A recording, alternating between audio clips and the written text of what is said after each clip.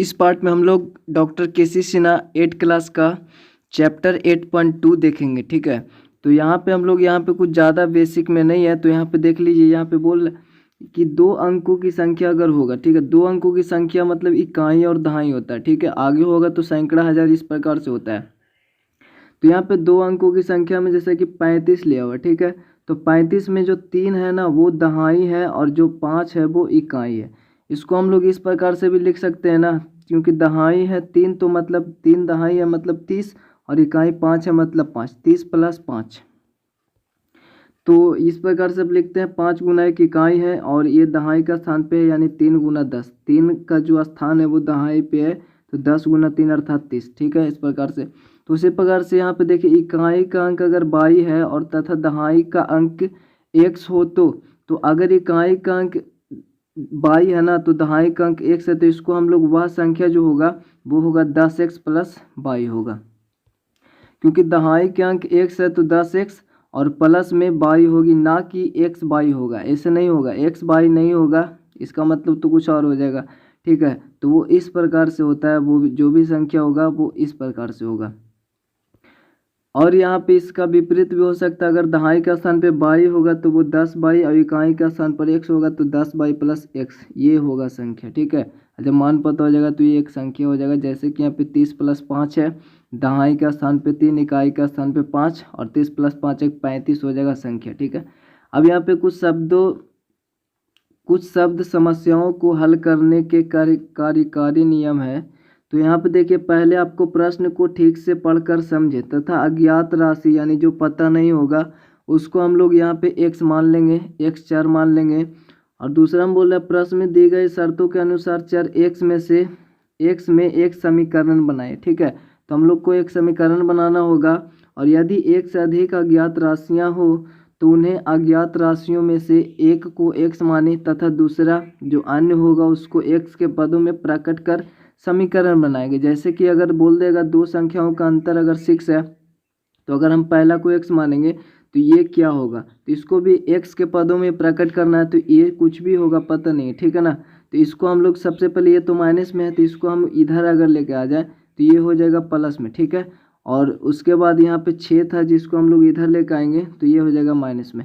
तो जो भी ये संख्या होगा 6 - x हो जाएगा। ठीक है ना, और इस प्रकार से हो जाएगा, इसका भी निकल गया, यानी ये जो पॉइंट वाले था वो 6 - x होगा, मतलब कि एक x हो जाएगा तो दूसरा हो जाएगा 6 - x। ठीक है, अब यहाँ पे घटा के देखेंगे तो 6 ही आएगा, क्योंकि ये घटाएंगे ना तो ये तो माइनस x हो जाएगा, -x हो जाएगा और ये प्लस में 6 हो जाएगा, क्योंकि माइनस माइनस प्लस होता है। अब यहाँ से x ये खत्म हो जाएगा, बराबर में तो सिर्फ 6 बचा, यानी 2 संख्याओं का अंतर। तो एक संख्या अगर x होगा तो दूसरा x - x हो जाएगा। ठीक है, तो इस प्रकार से हमको दोनों को x के पदों में प्रकट कर लेना। यदि 2 राशियों का अनुपात यहाँ पे दिया हुआ होगा, अगर 2:3 हो तो ये राशियाँ 2x और 3x मानी जा सकती है, उसको हम लोग 2x और 3x मान लेंगे। और समीकरण को हल कर चर x का मान हमको ज्ञात करना होगा, तो इसको ज्ञात करें और जांच कर लें कि चर x प्राप्त मान प्रश्न में दी गई शर्तों को संतुष्ट करते हैं या फिर नहीं। तो वो जो भी मान निकला है वो समीकरण को संतुष्ट करेगा। ठीक है, तो हम लोग क्वेश्चन में आगे देखेंगे। जैसे कि यहाँ पे आपका क्वेश्चन बोल रहा है क्या, इसमें ये पहला क्वेश्चन है। ठीक है, पहला में आपका ये a है, पहला का a है, तो 2 संख्याओं का अंतर 38 है। ठीक है, 2 संख्याओं का अगर अंतर 38 है, यदि उनमें छोटी संख्या x है तो बड़ी संख्या क्या होगा, निम्नलिखित में से कौन होगा बड़ी संख्या। तो यहाँ पे देखिए 2 संख्याओं का अंतर और छोटी संख्या दिया हुआ है, मतलब कि 2 संख्या होंगे। ठीक है, 2 संख्याओं का अंतर आपका यहाँ पे 38 है, तो उसमें छोटी संख्या तो इधर होगा ना, छोटी संख्या ही तो घटेगा। ठीक है, बड़ा में से छोटा ही तो घटता है, तो यहाँ पे छोटा इधर होगा और वो दिया हुआ छोटी संख्या x है, तो बड़ा संख्या क्या होगा। ठीक है, तो ये हमको निकालना होगा। तो सिंपल, ये इधर माइनस में है, इधर आएगा तो प्लस में हो जाएगा, यानी इसको हमको निकालना होगा। तो ये हो जाएगा बराबर में 38 और प्लस में इधर आ जाएगा x, यानी ये होगा बड़ी संख्या। ठीक है, ये हो जाएगा आपका। तो इसमें से अगर x को घटाएंगे तो 38 ही बचेगा। ठीक है, तो यहाँ पे आपका जो ऑप्शन है उसके अनुसार यहाँ पे हो जाएगा 38 + x। दूसरा हम बोला दो संख्याओं का अंतर 57 है, उनमें बड़ी संख्या यहाँ पे 22 हो तो छोटी संख्या निम्नांकित में क्या होगा। तो यहाँ पे बोल रहा है दो संख्याओं का अंतर, ठीक है, दो संख्याओं का अंतर अगर 57 है और यहाँ पे आपका बड़ी संख्या दिया हुआ है ना 22 है, बड़ी संख्या तो इधर ही रहेगा 22 है, तो आपका छोटी संख्या क्या होगा। तो इसको हमको पूछ रहा है छोटी संख्या क्या होगा। तो इसको सबसे पहले ये माइनस में ना इसको इधर भेज देंगे और 57 को इधर भेज देंगे, तो बड़ी संख्या को इधर भेज देंगे, ठीक है, तो ये प्लस में हो गया और 57 को इधर भेज देंगे तो 22 और ये -57 हो जाएगा, ठीक है, यानी ये हो जाएगा बड़ी संख्या, ये वाला आ जाएगा ये, ठीक है, तो ये हो जाएगा 22 - 57, ठीक है। तो आपका ऑप्शन के अनुसार यहाँ पे कौन सा है 22 - 57 दूसरा में है, तो ये आपका दूसरा हो जाएगा। उसी प्रकार से यहाँ पे सी में किसी परमेय संख्या का अंश x है, तो अंश का मतलब होता है दो परमेय संख्या में दो चीज़ होते हैं, एक अंश होता है और एक हर होता है, नीचे वाला हर होता है। तो यहाँ पे जो अंश दिया हुआ है वो अगर x दिया हुआ है और जो हर है ना वो अंश से 5 कम है, मतलब कि अंश तो x है तो x से 5 कम होगा, यानी ये ऑप्शन आपका चौथा में यहाँ पे दिख रहा है, तो ये आपका आंसर हो जाएगा। और इस प्रकार से आपको यहाँ पे डी में देखिए दो अंकों वाली संख्या का इकाई अंक 5 है तथा दहाई अंक x है, तो वह संख्या निम्नांकित में क्या होगा। इकाई अंक 5 है, दहाई अंक आपका x है ना, तो दहाई अंक x है मतलब वो 10x होगा, क्योंकि 10 का स्थान पे है ना, और प्लस में इकाई अंक 5 ही होगा, सिर्फ इकाई अंक मतलब इकाई अंक पे 5 है तो 5 गुना 1 5 ही होगा, और ये जो भी मिलकर बनेगा वो कोई संख्या होगा, तो ये ऑप्शन 10x + 5 यही होगा। इस प्रकार से हमने पीछे भी देखा बेसिक में, तो 10x + 5 ये आपका सेकंड नंबर होगा। दो लगातार, ये आपका दूसरा नंबर क्वेश्चन आ गया, ठीक है, ये दूसरा नंबर क्वेश्चन है। इसमें बोल रहा है दो लगातार सम संख्याओं का योग 18 है। दो लगातार सम संख्या मतलब जैसे कि सम संख्या क्या होता है, 2 हो गया, 4 हो गया, 6 हो गया, 8 हो गया, तो इस प्रकार से 2 बढ़ते रहेंगे, यानी 2 बढ़ाने पर ही सम संख्या मिलेंगे हमको। अगर हमको पता नहीं x होगा तो अगला जो होगा वो x + 2 होगा, फिर अगला होगा इसमें भी 2 जुटने पर होगा अर्थात x + 4 होगा, ठीक है, तो इस प्रकार से होगा। तो यहाँ पे बोल रहा है कि दो लगातार सम संख्याओं का योग 18 है, तो सबसे छोटी संख्या हुए इस कथन को समीकरण के रूप में लिखना है। तो सबसे पहले हमको मान लेना है, ऐसे मानकर एक ही क्वेश्चन बनाया हुआ है डी नंबर, ठीक है, उसी प्रकार से आपको बनाना है। तो यहाँ पे वैसे हमने डायरेक्ट बनाएंगे। यहाँ पे देखिए आपको तो सिंपल मान लेना कि माना छोटी संख्या बराबर x, ठीक है, माना कि छोटी संख्या बराबर x, क्योंकि यहाँ पे मानने के लिए भी बोल रहा है। तो छोटी संख्या अगर x हो जाएगा तो अगला जो भी होगा वो x + 2 होगा, क्योंकि सम है ना, तो x + 2 होगा, और दोनों का योग दिया हुआ कितना 18, यानी दोनों का योग 18। इसको घेर भी सकते हैं, वैसे प्लस में इसको घेरना भी जरूरी नहीं है। तो ये आपका समीकरण बन गया, ठीक है, ये इक्वेशन बन गया कि दो सम संख्या लगातार सम संख्या एक x होगा तो अगला x + 2 होगा, तो दोनों का योग कितना 18, तो ये आपका समीकरण हो जाएगा। अब बी में है किसी पूर्णांक का आधा उसके बाद वाले पूर्णांक के तीसरे हिस्से से 5 अधिक है, तो इस कथन को समीकरण के रूप में लिखना है। तो किसी पूर्णांक का आधा, तो मान लेंगे वह पूर्णांक x है, ठीक है, माना कि पूर्णांक बराबर x, ठीक है, इस प्रकार से करना सोल्व लिखने के बाद, माना कि पूर्णांक बराबर x, तो अगर वो x है तो x पूर्णांक का आधा, अर्थात आधा मतलब बटा में 2 करेंगे तो आधा हो जाएगा, यानी 1/2 से इंटू भी कर सकते हैं।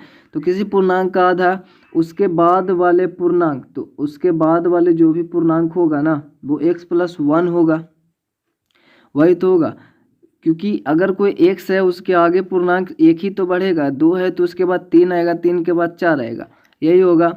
तो यहाँ पे अगर ये x/2 हमने x पूर्णांक माना तो अगला जो पूर्णांक होगा वो x + 1 होगा। तो यहाँ पे बोल रहा है किसी पूर्णांक का आधा उसके बाद वाले पूर्णांक के तीसरे हिस्से से अधिक है, यानी जो कोई पूर्णांक है उसका जो आधा है ना वो उसके बाद वाले पूर्णांक अर्थात x + 1 के, यानी कि उसके बाद वाले पूर्णांक के तीसरे हिस्से, यानी इसका तीसरा हिस्सा अर्थात इसका बटे में 3 करेंगे तो इसका जो तीसरा हिस्सा आएगा x + 1 का जो तीसरा हिस्सा होगा उससे 5 अधिक है, यानी ये टोटल जो आएगा ना उससे 5 अधिक है, तो ये आपका बनेगा, यानी x/2, यानी किसी पूर्णांक का जो आधा है, किसी पूर्णांक का जो आधा है वो उसके अगले वाले पूर्णांक के तीसरे हिस्से, मतलब 3 से भागा देंगे तो तीसरा हिस्सा आ जाएगा उसका, तीसरे हिस्से से 5 अधिक है ये वाला, ठीक है। तो ये दोनों इक्वल हो जाएंगे, ये आपका इक्वेशन बन गया। फिर आपका आगे बोल रहा है सी में कि 3 लगातार सम संख्याओं का योग 54 है, तो सबसे छोटी संख्या को x मानते हुए इस कथन को समीकरण के रूप में लिखिए। तो सबसे पहले बोल रहा है सबसे छोटी संख्या x माना, तो माना कि सबसे छोटी संख्या बराबर x, ठीक है। सोल्व करना है और लिखना है ये। उसके बाद में 3 लगातार बोला, तो अगर पहला x होगा तो अगला तो x + 2 होगा दूसरा, और तीसरा आपका हो जाएगा x + 2 में भी 2 जुटेगा तो x + 4 हो जाएगा, ठीक है। तो यानी आपको मान लेना पहला पूर्णांक बराबर x, यानी सबसे छोटी पूर्णांक, तो दूसरा हो जाएगा x + 2 और तीसरा हो जाएगा x + 4। इस प्रकार से लिखने के बाद में सभी को बोल रहा है कि 3 लगातार सम संख्याओं का योग अर्थात सभी का योग, ठीक है, ये सभी का योग, इसका भी और इसका भी योग कितना है 54 है, तो ये आपका हो जाएगा समीकरण, ठीक है। 3 लगातार सम संख्याओं का योग 54 है। आपको सिर्फ लिखना होगा पहले पूर्णांक बराबर x, तो दूसरे पूर्णांक बराबर x + 2 और तीसरे पूर्णांक बराबर x + 4, और नीचे प्रश्न से आपका ऐसा होगा। और चूंकि यहाँ पे समीकरण ही बोल रहा है तो सिर्फ समीकरण बनाना नहीं है। अगला में जैसे कि डी में देखिए यहाँ पे किस प्रकार से बनाना है। डी में बोल रहा है पिता की वर्तमान आयु जो है वो पुत्र की वर्तमान आयु की तिगुनी है। तो आपको नीचे से कोई मतलब भी नहीं है, वैसे नीचे बोल भी रहा है कि पुत्र की वर्तमान आयु को x मानते हुए, ठीक है। तो यहाँ से भी आपको पता चल जाएगा कि हमको पिता की वर्तमान आयु जो है वो पुत्र की वर्तमान आयु की तिगुनी है, तो हमको पुत्र का ही मानना होगा। अगर पुत्र का x होगा तो वर्तमान आयु, तो जो पिता का होगा वो पुत्र की तिगुनी है अर्थात वो 3x होगा, ठीक है। तो यहाँ से आइडिया मिल जाएगा कि हमको इसको x मानेंगे तो इसको पता चल जाएगा, ठीक है। और यहाँ पे 10 वर्ष पूर्व बोल रहा है, तो यहाँ पे ध्यान रखना है एज वाले में कि 10 वर्ष पूर्व जब चलेंगे अर्थात 10 वर्ष पीछे, तो ऐसा थोड़ी है किसी पिता का घटेगा पुत्र का नहीं, या फिर पुत्र का घटेगा पिता का नहीं। उम्र तो सबके लिए होता है, समय तो सबके साथ में चलता है ना, क्योंकि 10 वर्ष अगर माइनस होगा तो इसमें भी और इसमें भी, क्योंकि 10 वर्ष अगर पीछे हम जाएंगे तो ये भी 10 वर्ष पीछे हो जाएगा और ये भी 10 वर्ष पीछे, उम्र दोनों में घटेगा, ठीक है। तो 10 वर्ष जो पूर्व है पिता की आयु जो है वो पुत्र की आयु की 4 गुनी है। तो देखिए हम लोग इसको किस प्रकार से लिखेंगे। सबसे पहले यहाँ पे माना कि पुत्र की वर्तमान आयु जो है वो x है, तो पिता की जो वर्तमान आयु हो जाएगा 3x हो जाएगा, क्योंकि यहाँ पे बोल रहा है प्रश्न में आपका पुत्र की वर्तमान आयु की तिगुनी है, तो पुत्र की अगर x है तो पिता की जो तिगुनी है मतलब 3x होगा। अब प्रश्न से बोल रहा है 10 वर्ष पूर्व, तो 10 वर्ष पूर्व हम लोग पहले देख लेते हैं 10 वर्ष पूर्व पुत्र की आयु, ये प्रश्न से अभी नहीं लिखना, ठीक है। 10 वर्ष पूर्व पुत्र की आयु जो होगा अर्थात x - 10 हो जाएगा, क्योंकि 10 वर्ष पीछे चलेंगे तो 10 उसमें से घट जाएगा, तो जो पुत्र की आयु होगा वो इतना होगा x - 10, और जो पिता का होगा अर्थात 10 वर्ष पूर्व पिता की आयु वो 3x में से भी 10 घटेगा, तो ये आ गया, ठीक है। अर्थात x - 10 पुत्र का और 3x - 10 पिता का हो गया, तो ये दोनों का निकल गया। प्रश्न में क्या बोल रहा है कि 10 वर्ष पूर्व पिता की जो आयु है वो पुत्र की आयु की 4 गुनी थी, ठीक है ना, पुत्र की आयु की 4 गुनी थी, मतलब 10 वर्ष पूर्व, प्रश्न से क्या होगा 10 वर्ष पूर्व जो पिता की आयु है अर्थात 3x - जो 10 अब दिख रहे हैं ना, वो पुत्र की आयु की, मतलब जो पुत्र की आयु 10 वर्ष पूर्व ना, तो x - 10 पुत्र की आयु की 4 गुनी थी, मतलब 4 से इसमें गुना करेंगे तो इसकी आयु इक्वल हो जाएगा, ठीक है। इस प्रकार से इक्वेशन बना, इसको अच्छे से समझे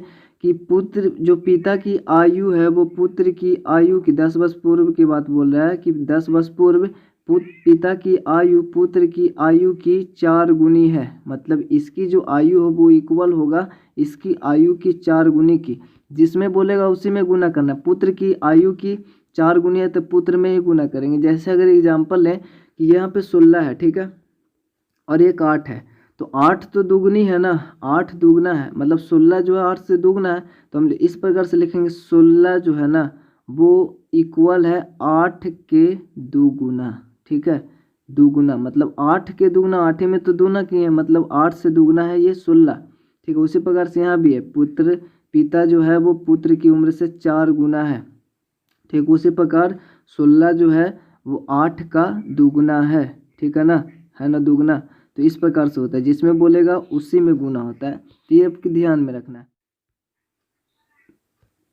अब यहाँ पे तीसरा नंबर क्वेश्चन बोला 3 से विभाजित 3 लगातार संख्याओं का योग 108 है, तो संख्याएं ज्ञात कीजिए। तो सबसे पहले 3 से अगर विभाज्य होगा, 3 से विभाज्य 3 लगातार संख्या, हमको तो पता भी नहीं है कौन है, लेकिन जो भी 3 से विभाज्य होगा, जैसे शुरू से अगर हम चले तो 0 आता है, 1 आता है, 2 आता है, 3 आता है, तो फर्स्ट में से संख्या वो 3 ही है जो 3 से विभाज्य होगा। फिर उसके बाद अगर 3 से विभाज्य है तो वो 6 होगा, फिर उसके बाद 9 होगा, मतलब 3 3 जुड़ते चल जाएगा, ठीक है। फिर 12 होगा, फिर 15 होगा, तो ये जो भी जुड़ते आएगा आगे तक वो सभी 3 से विभाज्य होंगे। तो 3 से विभाज्य का मतलब अगर पहली संख्या कोई x है तो उसमें x+3 करेंगे, ठीक है। फिर अगला, फिर इसमें 3 जुटेगा तो x+6 हो जाएगा। इस प्रकार से ये चलता जाएगा, तो ये 3 से विभाज्य होगा, ठीक है। तो यहाँ पे भी देख रहे हैं 3 3 3 3 जुट रहा है, ठीक है ना, तो इस प्रकार से होगा। तो हम लोग यहाँ पे मानेंगे कि जो, क्योंकि पता ही नहीं संख्या, तो माना कि पहली संख्या अगर x होगा 3 से विभाज्य वाले, तो दूसरा पे होगा x+3, क्योंकि उसमें 3 ऐड होंगे। लगातार बोल रहा है तो अगला में 3, जैसे कि 3 हुआ, 6 हुआ, तो अगर हमने इसको x माना तो अगला 9 होगा, 6 3 9, फिर अगला इसमें 9 में भी 12, अर्थात इसमें 3 और 3 और जोड़ेंगे तो टोटल इसके अनुसार तो 6 जुटा। तो इसी प्रकार से यहाँ पे है, पहली संख्या अगर x माने तो दूसरी संख्या x+3 होगा, लेकिन तीसरी संख्या इसमें भी 3 जुटेगा, तो x+3 में 3 जुटेगा तो वो x+6 हो जाएगा। ये 3 लगातार संख्या हो गया, 3 से विभाज्य है, क्योंकि 3 3 का इसमें हम लोग ऐड किए हैं। अब प्रश्न से क्या बोल रहा है कि तो संख्याएं ज्ञात करनी, यहाँ पे प्रश्न से बोल रहा है कि तीनों लगातार संख्याओं का योग जो है वो 108 है। यहाँ पे आप चाहे तो लिख सकते हैं 3 से विभाज्य पहली संख्या, ठीक है। यहाँ पे और भी 3 से विभाज्य, 3 से विभाज्य दूसरी संख्या, 3 से विभाज्य तीसरी संख्या। प्रश्न से बोल रहा है सभी का योग जो 108 है, मतलब x और प्लस में x+3 और प्लस में x+6। इसको इस प्रकार से घेर सकते हैं, क्योंकि प्लस है तो प्लस से प्लस में गुना होगा तो प्लस रहेगा, फिर से प्लस प्लस में गुना करेंगे तो प्लस ही रहेगा। इस प्रकार से हम लोग डायरेक्ट लिखे हुआ है। अब यहाँ पे 1x 2x 1 3x हुआ, सभी ऐड होगा ना, जाति जाति सब सेम ऐड होगा, तो यहाँ पे 3x हो जाएंगे और 6 और 3 आपका 9 हो जाएगा, यानी 3x + 9 बराबर 108 है। अब 9 इधर प्लस में इधर आएगा तो माइनस में होगा ना, तो माइनस में हो गया, ठीक है। इधर 3x बचा, 108 में से 9 घटेगा तो 99 बचेगा, और 3 जो है वो इधर इंटू में इधर आएगा तो डिवाइड में होगा, तो x यहाँ पे बच जाएगा, यानी x बराबर 3 से 9 में डिवाइड करेंगे तो 33 आएगा। 33 99, यानी पहली संख्या जो हो गया वो 33 हो गया। तो 3 से विभाज्य यहाँ पे लिख सकते हैं, 3 से विभाज्य पहली संख्या बराबर x था, x बराबर 33 आया, तो दूसरी हो जाएगा x+3 अर्थात 33 प्लस में 3 तो हो जाएगा 36, और तीसरा हो जाएगा, तीसरी में मतलब दूसरा में भी 3 जोड़ेंगे ना, अर्थात x+6, तो x का 33 और 6 जोड़ेंगे तो 39। अब चाहे तो इसको चेक भी कर सकते, तीनों को जोड़कर आपका 108 आ जाएगा। उसी प्रकार से चौथा नंबर क्वेश्चन में आपका बोल रहा है 2 धन संख्याओं का अंतर 72 है। 2 धन संख्याओं का अंतर मतलब एगो को अगर हम लोग x मानेंगे तो दूसरा हो जाएगा आपका, क्योंकि 2 धन संख्या जो है उसका अंतर यहाँ पे 72 दिया हुआ है। तो आपको अगर हमने जैसे कि पहली संख्या अगर x मानेंगे, ठीक है, यहाँ पे मान ले इसको x मान लिए, तो ये क्या होगा, इसको इधर हम लोग ले चल जाएंगे, तो इसको निकालना है ना, तो ये क्या हो जाएगा 72 + x हो जाएगा, ठीक है। तो ऑटोमेटिकली यहाँ पे निकल जाएगा, 2 धन है तो एक को अगर x मानेंगे तो दूसरा जो हो जाएगा वो 72 + x होगा। तो इसको हम लोग x + 72 भी लिख सकते हैं, कोई दिक्कत नहीं है। तो यहाँ पे देखिए, माना पहली संख्या अगर x है तो दूसरी संख्या x + 72 या 72 + x हो जाएगा। इसको फिर से अगर अंतर करेंगे तो 72 ही आएगा, क्योंकि अगर x + 72 में अगर हम लोग x को घटाएंगे तो x तो ख़त्म हो जाएगा, बचेगा क्या 72। तो इस प्रकार से हो गया। अब ये देखिए प्रश्न से बोल रहा है कि यहाँ पे बोल रहा है कि उनमें एक को दूसरे से भाग करने पर भागफल 4 आता है, तो बड़ा वाला कौन होगा, ये होगा बड़ा, ये छोटा, तो बड़े में छोटा से ना भागा करेंगे, तो भागा करेंगे तो भागफल क्या आता है 4 आता है। प्रश्न से मतलब इसमें हम लोग x से भागा देंगे, मतलब बटे के रूप में लिखेंगे, तो जो आपका आएगा वो आएगा 4 भागफल के रूप में आता है, यानी x + 72 में x से भागा देंगे तो वो 4 आता है। इस प्रकार से इक्वेशन बनाए, समीकरण बनाए, और यहाँ पे हम लोग 4 इधर आपका डिवाइड में है तो इधर आएगा इंटू में होगा, तो 4 से इंटू होगा x में, तो 4 × x अर्थात 4x हो जाएगा, और इधर बचेगा सिर्फ x + 72 ये वाला, और इधर x प्लस 72 है तो प्लस में इधर सभी को एक साथ कर देंगे। जैसे कि 4x है, इसको x वाले साथ रहना चाहिए, तो इधर अब इसको हम इधर भी ला सकते हैं, ठीक है, लेकिन ये माइनस में आ जाएगा तो भी ठीक नहीं, कोई दिक्कत नहीं है, वैसे भी बन सकता है। लेकिन यहाँ पे हम लोग इसको ले आए इधर, क्योंकि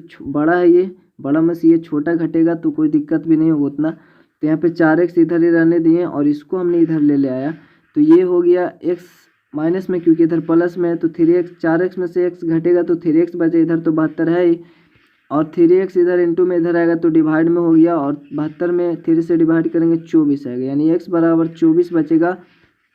x हमको इधर ही लिखना है, ठीक है, x हमको इधर ही लिखना है, x बराबर 24 आ गया। यानी जो पहली संख्या होगा x बराबर 24, तो दूसरी संख्या हो जाएगा x प्लस 72, अर्थात x का मान 24 आया तो 24 प्लस 72 आपका 96 हो जाएगा। 96 और 24 में घटा कर देख लीजिए उतना आता है कि नहीं। जैसे कि दो संख्याओं का अंतर बोल रहा था ना, यहाँ पे 72 है तो आ जाएगा 72। उसी प्रकार से यहाँ पे 5वां नंबर क्वेश्चन आपको खुद से बनाना है। दो संख्याओं का योगफल 88 है, तो आप उसी प्रकार से एक को अगर x मानेंगे तो अगला हो जाएगा 88 प्लस x, ठीक है। और तो उनमें एक दूसरे से भाग करने पर यहाँ पे भागफल 10 के रूप में आता है, तो इसको खुद से ट्राई कर लीजिएगा। यहाँ पे 6 नंबर क्वेश्चन है, किसी संख्या के 7 गुने से 8 घटाने पर जो परिणाम है उसके 6 गुने के बराबर होता है। यहाँ पे हमको x मानना है, क्योंकि किसी संख्या के, तो किसी संख्या को x मानेंगे तो उसके 7 गुने, अर्थात 7 गुना मतलब 7x हो जाएगा, और उसमें से जो 8 घटाने पर जो परिणाम मिलता है वो आता है 6 गुना, उसके 6 गुना, अर्थात संख्या x है ना, तो x के 6 गुना 6x, यानी इसके बराबर आता है, इसका परिणाम 6x के बराबर आता है। तो ये इक्वेशन बन गया। तो हमने सबसे पहले माना कि वह संख्या बराबर x है, तो प्रश्न से बोल रहा है डायरेक्ट, आप चाहे तो 7 गुना भी लिख सकते हैं कि 7 गुना संख्या बराबर है, इससे डायरेक्ट यही ठीक है। प्रश्न से आपका बोल रहा है कि 7 गुना किसी संख्या से 7 गुना, अर्थात वो संख्या x है, तो x का 7 गुना 7x, इससे 8 घटाने पर जो परिणाम मिलता है वो 6x के बराबर होता है, अर्थात 6 गुना होता है उससे। तो यहाँ पे सिंपल आपको 6x इधर प्लस में है ना, तो इधर आएगा तो माइनस में होगा, और -8 को इधर हमको ले आना होगा, ये माइनस में है तो इधर आएगा प्लस में हो जाएगा। तो यहाँ पे 6x तो इधर आया माइनस में हो गया, और इधर 8 आ गया प्लस में हो गया। 7x में से 6x घटेगा तो x एक ही x बचेगा, अर्थात x, तो x बराबर 8 आपका आंसर हो जाएगा। यानी वह संख्या जो होगा वो 8 होगा, जिसमें से अगर हम यहाँ पे चेक कर सकते हैं 8 का 7 गुना 7 8 56, 56 में से अगर 8 घटाएंगे तो कितना बचेगा 48, जो कि उस संख्या से 6 गुना, अर्थात वो संख्या 8 है तो 8 6 48, 6 गुना ही तो है। 7वां नंबर क्वेश्चन में किसी संख्या के दुगुने से 16 घटाने पर जो परिणाम मिलता है वह संख्या के तिगुने से 20 कम के बराबर है, तो वह संख्या ज्ञात करना है। तो किसी संख्या के तिगुने, तो माना कि वह संख्या बोल रहा निकालने की, तो वह संख्या हमने x मान लिया, तो प्रश्न से है कि वह संख्या x हो गया, तो उसके दुगने से अर्थात 2x में से 16 घटाने पर ना, तो इसमें से 16 घटाने पर जो परिणाम आता है वो उस संख्या के तिगुने, अर्थात 3x से 20 कम आता है, -20 कर दिए, 20 कम आता है, 20 कम के बराबर आता है, ठीक है। इक्वेशन बना लेना फिर, तो ये मैथ इजीली बन जाता है। तो यहाँ पे 2x है, आप चाहे तो 3x को इधर ला सकते हैं, इसको इधर ला सकते हैं, फिर माइनस दोनों में आ जाएगा तो माइनस माइनस कट जाएगा, लेकिन हमने यहाँ पे माइनस के कारण यहाँ पे हमने इधर इसको ले आए, ताकि 3x में से 2x घटेगा तो सिर्फ x बचा, और ये -20 को इधर भेज दिए ताकि -16 घट जाए, ये चूँकि ये तो -20 तो प्लस हो जाएगा। तो यहाँ पे देखिए -20 को इधर भेज दिया तो ये प्लस हो गया, और -2 को इधर भेज दिया तो ये माइनस में हो गया। अब 20 में से 16 गया 4, और 3x में से 2x जाए 1x बचा, तो x बराबर आपका 4 आ गया। तो ये आपका आंसर होगा वह संख्या। 8वां नंबर में क्वेश्चन बोल ही रहा है यहाँ पे कि दो लगातार सम संख्याओं में बड़ी संख्या का 4/9 छोटी संख्या के आधा के बराबर है। मतलब ये हुआ कि दो लगातार सम संख्या, मतलब एक x होगा तो अगला x + 2 होगा, तो इसमें बड़ा तो यही है ना, तो इस बड़ा का इसका मतलब गुना इसका 4/9 जो है वो छोटी संख्या का, अर्थात इसका इक्वल में हो जाएगा। ये जो है ना, ये वाला छोटी के बराबर है ये, इस प्रकार से इक्वेशन बनाएंगे। तो यहाँ पे माना पहली संख्या x, पहली सम संख्या x तो दूसरी सम संख्या x+2 होगा। तो ये तो पता ही है क्योंकि सम संख्या के बीच में अंतर 2 होता है, तो अगर पहला x तो अगला x+2 हो गई। तो प्रश्न से बोल रहा है कि उसमें दो लगातार सम संख्या है ना, तो जो बड़ी संख्या है तो बड़ी संख्या x+2 है, तो बड़ी संख्या का मतलब गुना 4/9, उसका 4/9 जो है वो छोटी संख्या के आधा के बराबर है। मतलब छोटी संख्या x उसका आधा मतलब बटे 2 कर देंगे, अर्थात 1/2 से गुना भी करेंगे, x में 1/2 से गुना करेंगे तो ये तो x/2 ही आएगा ना, तो उसके आधा के बराबर आता है। तो ये इक्वेशन बना, और इक्वेशन बना तो अब हम इसको सोल्व करेंगे। तो यहाँ पे देखिए 4 से इंटू होगा, इसमें भी 2 में भी और इसमें भी, तो 4 से इसमें इंटू हुआ 4x हो गया और 4 दूनी 8 हो गया, बटे में 9 रहेगा तो 9 है, उधर तो x/2 है ही। अब तिरछा हम लोग गुना कर देंगे। तो यहाँ पे देखिए 2 से इसमें भी गुना होगा क्योंकि इंटू तो दोनों पदों में होगा ना, तो ये हो जाएगा 4 दूनी 8x, 8 दूनी 16, और इधर 9 गुना x तो 9x हो जाएगा 16, 8x + 16 बराबर में 9x। अब यहाँ पे 8x को हमने इधर ले आया, ठीक है, 16 इधर बच जाएगा, सिर्फ 16 इधर बच गया, 8x को इधर ले आया, चूँकि प्लस में था इधर माइनस में हो गया। अब 9x में से 8x घटेगा तो x बराबर आपका सिर्फ 16 बच जाएगा, x बराबर 16, यानी पहली सम संख्या जो होगा x बराबर 16 और दूसरी हो जाएगा, उसमें 2 जुटेगा ना तो दूसरी हो जाएगा 18, ठीक है। तो x+2 अर्थात 16 + 2 18 हो गया। अब यहाँ पे 9 नंबर क्वेश्चन में आपका बोला दो लगातार सम संख्याओं में बड़ी संख्या का, दो लगातार सम संख्या अगर एक x होगा तो अगला तो x+2 होगा, तो यही बड़ा होगा ना, इससे तो ये बड़ा होगा। तो बड़ी संख्या का मतलब वैसा ही क्वेश्चन है, छोटी संख्या के 3/10, यानी छोटी संख्या x का 3/10 से इससे 31 अधिक है, मतलब इसका इक्वल होगा वो छोटी जो बड़ी संख्या है ना, बड़ी संख्या x+2 है, तो बड़ी संख्या x+2 का 5/4, इसका 5/4 जो है ना वो छोटी संख्या का 3/10 से 31 अधिक है। तो यहाँ पे हमने पहली संख्या जो माना वो x माना, चूँकि सम बोल रहा है ना, तो माना पहली सम संख्या x और दूसरी सम संख्या x+2, तो यहाँ पे सम लिख सकते कोई दिक्कत नहीं है। तो प्रश्न से क्या हो जाएगा, बोल रहे हैं बड़ी संख्या का 5/4, अर्थात बड़ी संख्या तो x+2 है, उसका 5/4 जो है वो छोटी संख्या x है ना, तो x का 3/10 से 31 अधिक है ये छोटी संख्या, यानी इससे ये इक्वल हो जाएगा इस प्रकार से, ये इक्वेशन बना। अब यहाँ पे हम लोग सोल्व करेंगे, तो इसमें तो इंटू होगा दोनों में, तो ये 5x और 5 दूनी 10 और नीचे तो बटा में 4 रहेगा। इधर उसी प्रकार से 3 गुना x तो 3x हो जाएगा, बटे में 10 है और प्लस में 31 को ऐड करना होगा। तो सबसे पहले इधर हमने तो इधर ठीक है, इधर ऐड कर लेंगे तो 10 एक कैल्शियम 10 से डिवाइड करेंगे तो एक ही बचेगा, एक में 3x से गुना होगा उतना ही रहेगा। 1 10 में भागा करेंगे 10 आएगा, तो 10 में 331 से भागा गुना करेंगे ना तो 310 हो जाएगा। अब ये इस प्रकार से हो गया। अब तिरछे गुना कर देंगे, क्रॉस मल्टीप्लाइकेशन, तो 10 से गुना होगा इसमें भी, तो 10 × 50 x हो गया, 10 10 को 100 हो गया, और 4 से फिर इसमें इंटू होगा तो 4 × 12x और 4 और इस 31 में ना, 31 में मतलब 310 में 4 से गुना होगा तो आपका 1240 हो जाएगा। गुना कर सकते हैं यहाँ पे, पहले तो हम 4 से ही करेंगे, तो 4 4 × 12, एक शून्य है तो एक शून्य दे देंगे तो 1240 आता है। अब यहाँ पे सभी को एक साथ करेंगे तो 50 से इधर है तो x वाले इधर ही आ जाएगा, तो यहाँ पे प्लस में था 12x इधर है तो -x, 100 इधर प्लस में इधर आएगा तो माइनस में हो गया। तो 50x में से 12x घटा तो 38x बचा, और 1240 में से 100 घटेगा तो 1140 बचेगा। 38 इधर इंटू में है ना तो इधर आएगा तो डिवाइड में हो गया, और इतना बड़ा इसलिए पता नहीं चला, इसको हमने सबसे पहले छोटा किया क्योंकि 2 से ऊपर नीचे दोनों कटेगा तो 19 दूनी 38, तो यहाँ पे 19 बचा, और ये काटेंगे 2 से तो 5 दूनी 10, एक बचेगा, 1 4 14 होगा, 7 दूनी 14 और एक शून्य यानी 570। अब 570 जो देख रहे हैं वो 57 है ना, तो 19 × 57 और एक शून्य है तो 30, यानी कि 30 बार में ये कटता है, तो x बराबर 30 हो गया। मतलब जो पहली सम संख्या होगा x बराबर 30 और दूसरी सम संख्या x+2 अर्थात 30 + 2 32 होगा। अब इसको चेक भी कर सकते हैं, यहाँ पे जो बोल रहा था उसके अनुसार हो जाएगा। यहाँ पे x का मान रख के देख सकते हैं आप लोग, एक x का मान रख के देख सकते हैं, इक्वल ही आएगा, दोनों इक्वल ही आएगा, ठीक है।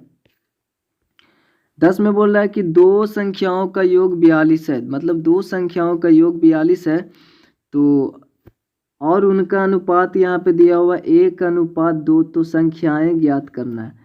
तो सबसे पहले बात हमने पीछे भी देखा, जो अनुपात होता है ये 1 है, तो इसको हम लोग 1x लिख सकते हैं और इसको 2x लिख सकते हैं, ठीक है। और 1x को हम लोग सिर्फ x ही लिखते हैं, 1x का मतलब, और 2x लिख सकते हैं। ये क्या क्यों लिखते हैं? क्योंकि अनुपात का मतलब समझते हैं, अनुपात दिया हुआ है मतलब कि कोई संख्या होगा दो गो, उसको छोटा करने पर वो 1/2 आया होगा।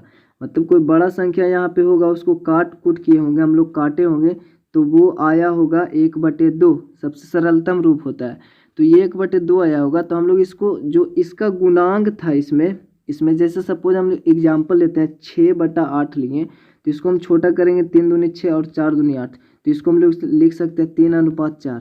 तो इसमें जो 2 गुणांक था इसमें भी और इसमें भी, यानी इसमें भी 2 गुणांक था और इसमें भी 2 गुणांक था, यानी 3 दूनी 6 था ना, और ये 4 दूनी 8 था। तो ये जो 2 गुणांक है ना, इसी को हम लोग x मान लेंगे, क्योंकि पता नहीं उसमें क्या गुणांक है, तो हम लोग इसी को x मानते हैं। तो ये जो, अगर हमको पता नहीं होता खाली 3/2 3/4 रहता है या 3/4, तो हम लोग इसको मानते 3x और ये 4x, यानी इस जो गुणांक है ना, एक्चुअली में ये तो 2 ही है, तो इसको हम लोग x मानेंगे।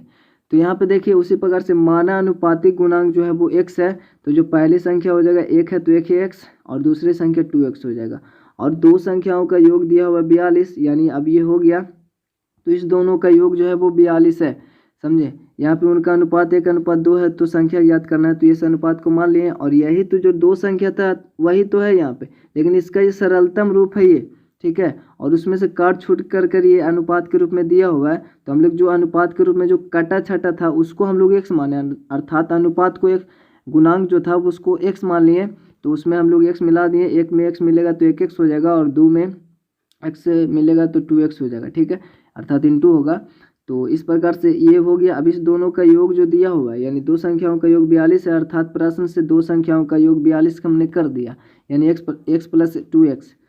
तो 2x मिलकर 2x और x मिलकर 3x बनेगा, और बराबर में 42 है, और 3 इधर इंटू में इधर आएगा तो डिवाइड में हो जाएगा, तो 14 × 42 अर्थात x = 14 आ गया। मतलब यही 14 था, गुणांक था जो आपने देख रहा है वहाँ पे 1/2 कैसे आया, तो इसमें 14 से गुना और इसमें 14 से गुना, अर्थात यहाँ पे 14 और यहाँ पे 28, 14 दूनी 28, कटने पर ये 1/2 आया था। तो इसमें भी 14 से भागा किया और इसमें भी 14 से भागा किया, ठीक है। तो इसीलिए यहाँ पे ये 14 दूनी 28, ये 14 14 1 बचा। तो ये जो 14 था ना, इसी को हम लोग इसमें इंटू करेंगे ना, तभी फिर से वापस आएगा। तो इसी गुणांक को हम लोगों ने यहाँ पे x माना था। अब यहाँ पे पहली संख्या x पता हो गया ना, यहाँ पे x का वैल्यू 14, तो पहली संख्या x 14 ही आएगा और दूसरी संख्या 14 दूनी 28 आएगा। तो इस प्रकार से आपका क्लियर हो गया होगा। तो उम्मीद करते हैं वीडियो अच्छा लगा होगा, तो आप लाइक कर देंगे और अपने दोस्तों को वीडियो को शेयर भी कर देंगे। और इस पर कोई ऐड दिखा होगा, अगर आप मेरे वीडियो को रेगुलर देखते हैं, अगर इस पर ऐड दिखता होगा तो उसको स्किप ना करें। और वीडियो अच्छा लगा तो जरूर से आप शेयर जरूर से करें दोस्तों को, और चैनल को सब्सक्राइब करके बेल आइकन प्रेस कर दे, ताकि आने वाली वीडियो की नोटिफिकेशन सबसे पहले आप तक पहुंच जाए।